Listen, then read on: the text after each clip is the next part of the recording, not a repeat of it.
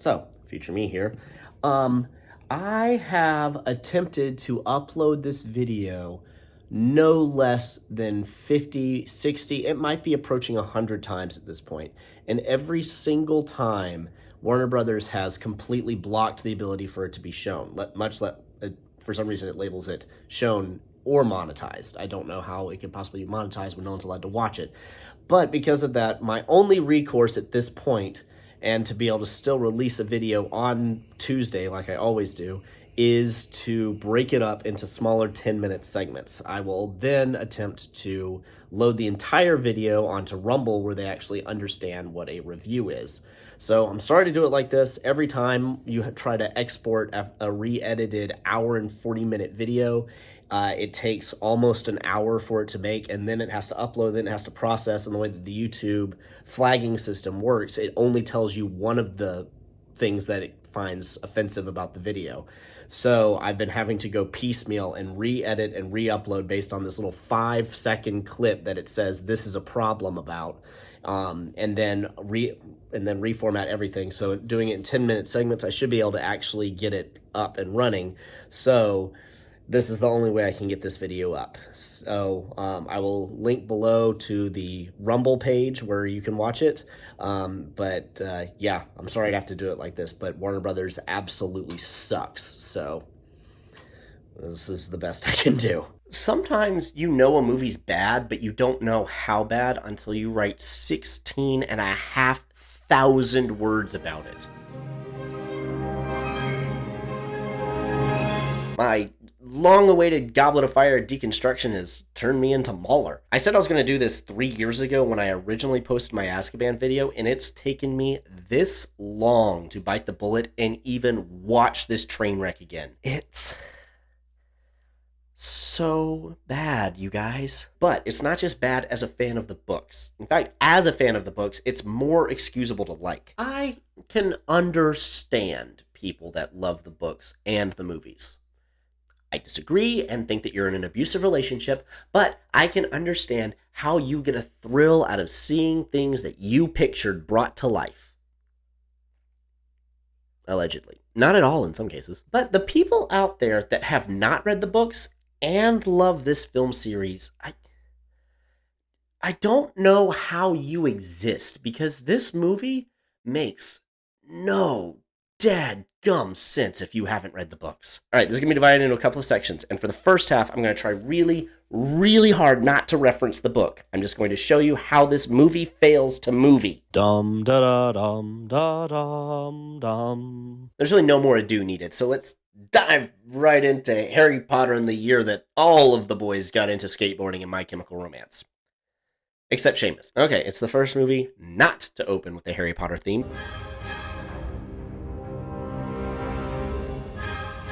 because this is the first of the movies to not be scored by the maestro. John Powell is the second best composer in this series, but it is a pretty stiff drop-off, and after this, we plummet into Suckville, with one tiny exception in Order of the Phoenix. If you go to Harry Potter World at Universal Studios, 95% of the music is from the first 3 movies, mainly because around 2010, we solidly entered a generation of composers who don't seem to know what a melody is, much less a leitmotif. The film proper starts with a snake slithering through a graveyard and past a tombstone that lists the riddles. I do have to share this story because it tells you exactly what kind of buffoonery we have in store for us. This is one of the earliest instances of fan outcry leading to changes to a finished film. The proto-Sonic, if you will. When the first trailer dropped, it showed that tombstone, and it not only said Tom Riddle, it also said Tom Marvolo Riddle, because Mike Newell was under the impression that people thought Voldemort was buried there, because this film is what happens when the director is the opposite of familiar with the source material. When fans saw that trailer back in 2004, they sent Warner Brothers so many and snail mails about it that they digitally altered the gravestone in the finished film. It's really too bad fans weren't given the script ahead of time. So now we cut to an old man in a cottage making himself a cuppa in the middle of the night. He looks out the window and sees a light on in the nearby mansion.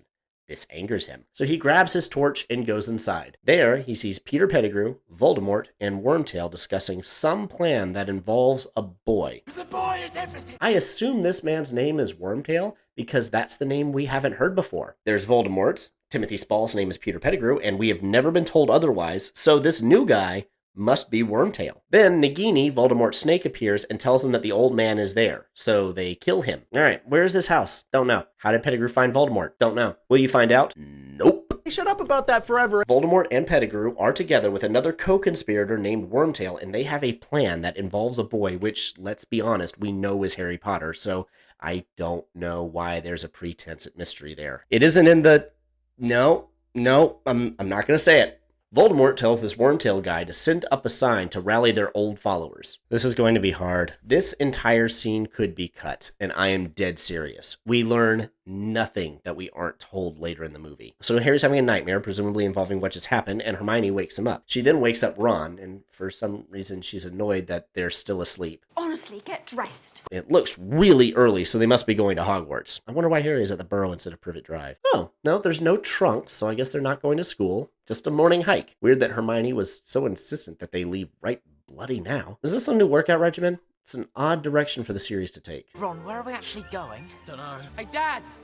Where are we going? I'm the foggiest. Keep up! Walking through the woods and no one knows where they're going. Okay, so now we meet the Diggories. Steve Kloves continues his long-standing tradition of making characters less awful than they were in the books because Book Amos Diggory... Kind of a wang. And this guy seems perfectly nice. That doesn't count! They're really focusing on this guy meeting Harry. He must be important to the story, especially compared to his son, whose intro is rushed over. What? He disappears in 2 minutes, and we only see him for about 30 seconds in an hour and 45 minutes from now?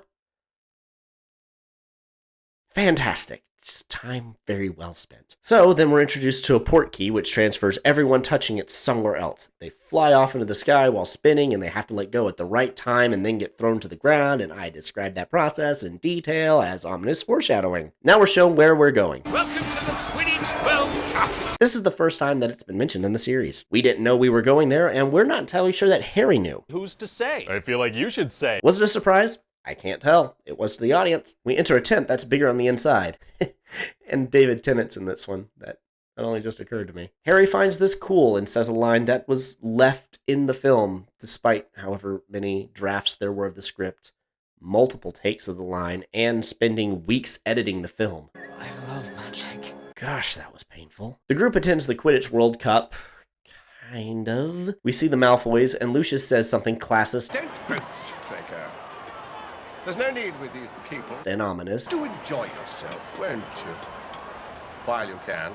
As usual. The main group goes to their seats. The Irish Quidditch team is introduced, and the Bulgarian Quidditch team is introduced, with heavy emphasis placed on their seeker, Victor Crumb, in a terribly filmed sequence.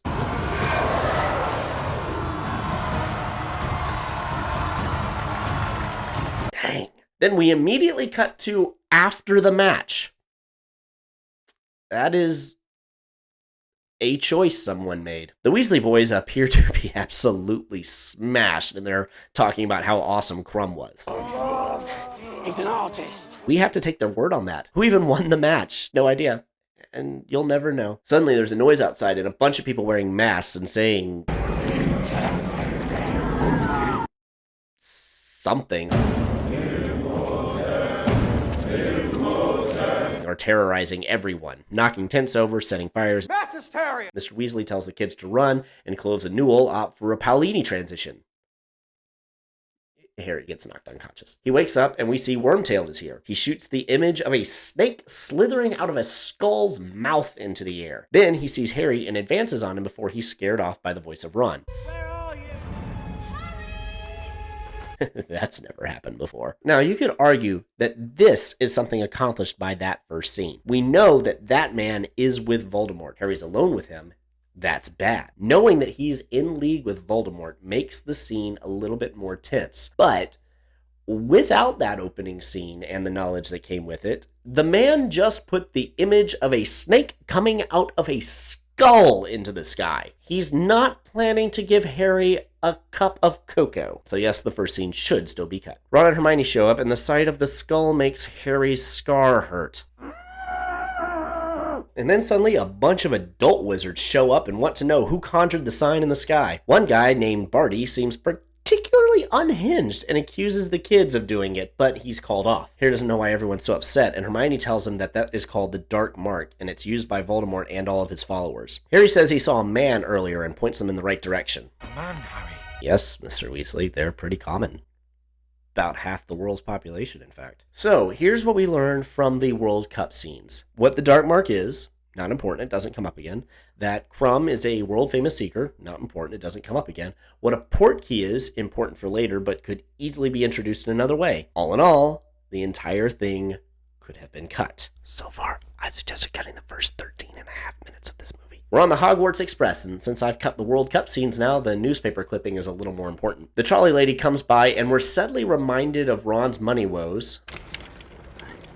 On second thought, just the Jubles. Which I'm much less sympathetic about since Hogwarts Legacy. You have to put effort into staying poor at Hogwarts. Open some chests, Ron. But it doesn't really do much to establish his later jealousy of Harry. We see that Harry has some money because he offers to buy Ron something he wanted, but it's pretty dang quiet and we're not given much to establish Ron as resentful. Also, as far as that goes, Ron being poor doesn't actually matter. Then a girl shows up and Harry clearly thinks that she's pretty. It's nicely filmed and it gives that impression very easily.